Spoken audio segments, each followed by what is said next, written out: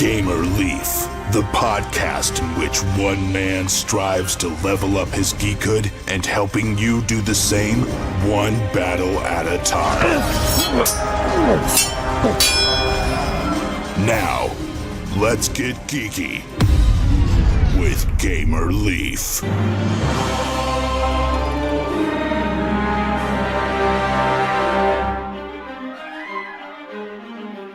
Welcome to Rolling with the Leafs. I'm Gamerleaf, also known as Gilly during this adventure. Now, as we stated last week, we went to war without the help of the guards, thanks to us guys. We went up against the orc warmonger and who we assumed was his friend Cabal Elite.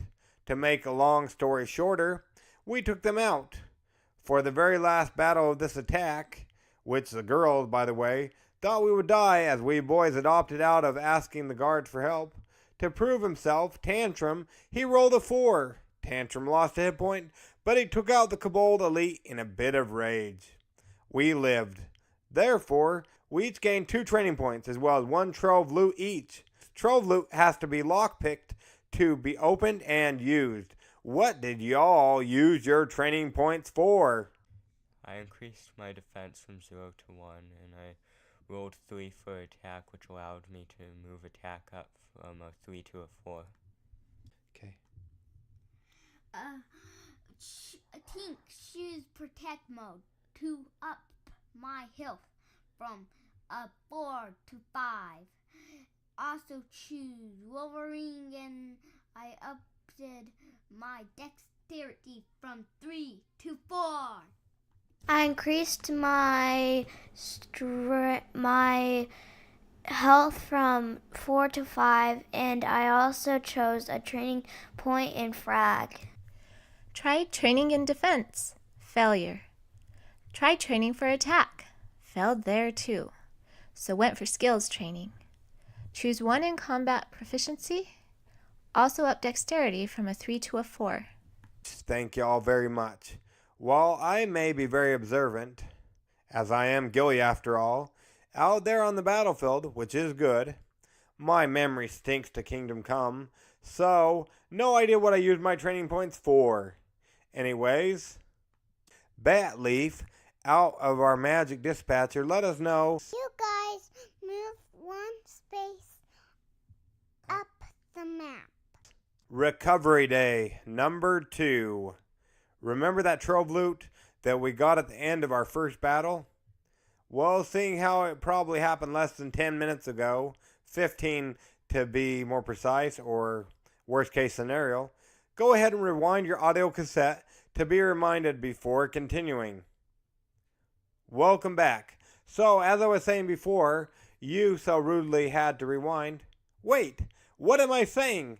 The slogan on the video cassettes is, "Be kind, please rewind." So, sorry about that. Especially as it was my idea to have y'all rewind in the first place. We'd moved further up the mountain and had to set up camp upon the banks of the Sibrin River.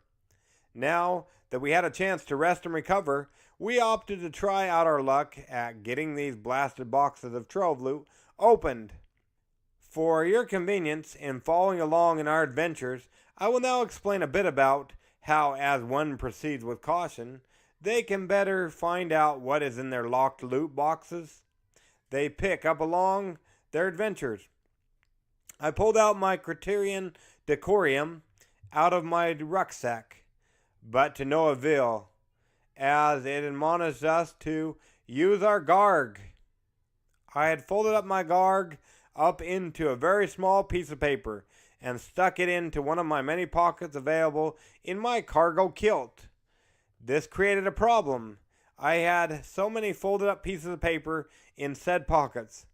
This is just like me, Gamerleaf, in real life. Go ahead and ask Lady Leaf. I dare you to. If I had been able to locate my copy of the Garg, it would probably be so indecipherable at this point due to the folding the paper in my pockets were subjected to during their lifetime. So this is what Tink said his Garg had to tell him about lockpicking. A typical attempt would go as follows. Roll all 4 lock-picking dice. Resolve your initiative die.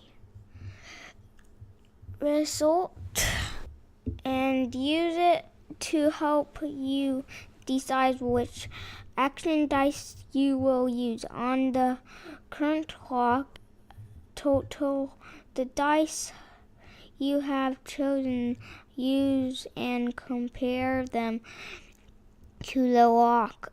A tie or better is a guess, and you may now immediately move to the next lock. However, you may only roll your unused action dice and tuition die for this next lock. Locks you open will stay open even for future lock-picking attempts. Thanks, Tink, or who we like to call Barbarian Leaf. You're a lifesaver.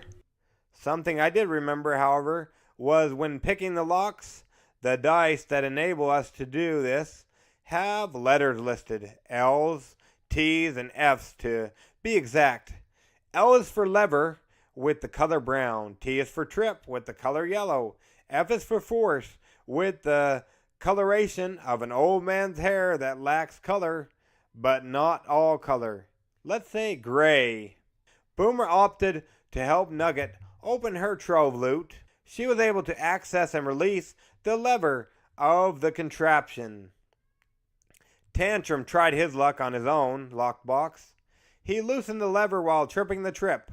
Tink went for his own lock as well and had the same luck as his brother Tantrum. I as well helped Nugget with her lock. Let's say I have a soft spot in my heart for Lady Leaf, or Nugget as she'd like to call it in this game. That's probably why we've been married these many long years, not to mention she's the best thing that ever happened to me. I tripped her trip. Nugget, however, helped Boomer out. She also got all unlocked but Boomer's force. They all good criminals. We then rested to recover. Day 3 is upon us. Crossing the Sibrin. The Sibrin River is a glistening vein of trade running the length of Daylor. Playfully beckons as it shimmers in the daylight up ahead. But with so few bridges in these parts, this crossing is an obvious spot for enemy scouts and traps. A journey of this importance leaves only 2 options. Tucking the ears and trying to blend in is risky but efficient. A boat at dusk carries less chance of discovery but requires business with the Mechanix, a trading syndicate with their own set of drawbacks, shall we say. So tuck your ears and walk like a commoner. You roll a d6 for each party member. On any 1 to 2, your party is spotted. Find the first tyrant encounter in your deck and place it on the top. Shuffle remaining cards and keep them underneath. Encounter success is achieved no matter the outcome with, if we were to choose this, or hire the Molnar. Hire the Molnar. The Molnar are surprisingly easy to work with. Not only do they drop us safely on the east bank of the river under the cover of darkness, they also offer trove loot, which is a gift. Maybe our success is good business. Shuffle the special encounter Molnar traders into your encounter deck. The girls of the party opted to blend in, which would allow achieving the encounter no matter the outcome. However, us boys seemed to be a bit more reckless. We opted to bring on board the Molnar. Where's Batleaf when you need her? I'm right here. Who thinks certain members of our party are suicidal? Raise your hands. Who had fun? Raise your hands. We have a bright history in criminal hoodhead. Raise your hand if you think the boys are going to get us killed. When did you raise your hand? I hope you kept your other hand on the wheel as to not swerve into that oncoming traffic going the opposite direction of you. Well, find out if ye be right by tuning in next week. Continue to be next week. And now on to, you guessed it, Kickstarter Corner. Sorry about the little bit of microphone thing. Somebody's been messing with my microphone. But hopefully that's fixed. I'll have to remember to come back to check on the gain. Remind me if my volume goes down, check on your gain because I have bad memory. Anyways, we have NuÄther, Mechanix, Mutations, and Magic. This game is on Kickstarter. It is a RPG, NuÄther, Mechanix, Mutations, and Magic. NuÄther is a video game RPG adventure in a tabletop setting. Get mutated, grease your robot arm, and ready your spells. This goes through the 21st of December, and they've overfunded. Yes, they funded 990 out of 750 when we recorded this, so hopefully a lot more than that, but check them out. They funded 100% in 16 hours. Check them out on the Kickstarters, and then don't forget about My Cats, My Dogs, and Me by Taryn Douglas. Daddy design, daughter approved. My Cats and Dogs and Me will hopefully become a new family classic. Check it out on the Kickstarter and help these people bring their great game and great idea to the tabletop. Welcome to Sherwood Forest, a place of mystery and excitement, band together to oppose the forces of the Sheriff and Prince John in England during the Third Crusade. Create your characters to do what is best for England and King Richard by protecting his interests at home. Sherwood, The Legend of Robin Hood 2E, coming to Savage Worlds, thanks to the great creators over at Battlefield Press. Check it out on the Kickstarters, running through, through the 4th of January. Now, we will catch you all on the, you guessed it, flip side, and join us every week, hopefully, from here on out for Rolling with the Leaves, the Gamerleaf RPG show. This has been episode 2, and I am Gamerleaf. Go ahead and get geeky, stay geeky, and always remember to bring others into the geek fold with us. We'll catch you all on the, you guessed it, flip side. Gamerleaf out.